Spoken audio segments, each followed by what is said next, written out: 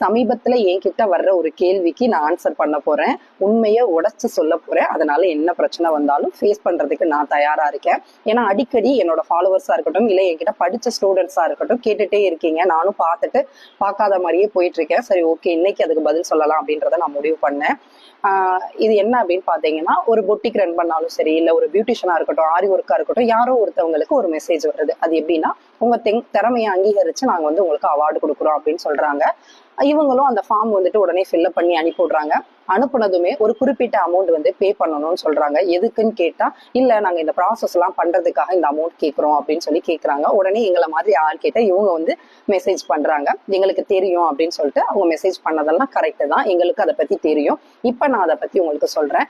உங்களோட திறமைக்காக ஒருத்தவங்க அவார்டு கொடுக்குறாங்க அப்படின்னா அவங்க யாருமே உங்ககிட்ட காசு கேட்க மாட்டாங்க.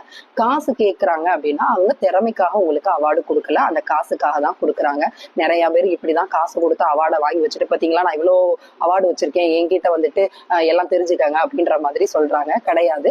திறமைக்காக கொடுக்குற எந்த அவார்டுக்குமே காசு கேட்க போறது கிடையாது. ஸோ உங்ககிட்ட காசு கேட்கறாங்க அப்படின்னா தயவு செய்து யாருமே பே பண்ணி அமௌண்ட்டுக்கு நீங்க அவார்டு வாங்காதீங்க. இல்ல என்கிட்ட அமௌண்ட் நிறைய இருக்கு, கொடுத்து வாங்குறதுனால ஒன்றும் பிரச்சனை இல்லை அப்படின்னு நினைச்சீங்கன்னா நீங்க தாராளமா அமௌண்ட் பே பண்ணி அவார்டு வாங்கலாம். இன்னுமே நிறைய கொஸ்டின்ஸ் என்கிட்ட கேட்கணும் அப்படின்றது தோணுச்சு அப்படின்னா கமெண்ட்ல கேளுங்க. கண்டிப்பா ஒரு நாள் அதுக்கான ஆன்சர் உங்களுக்கு பண்றேன்.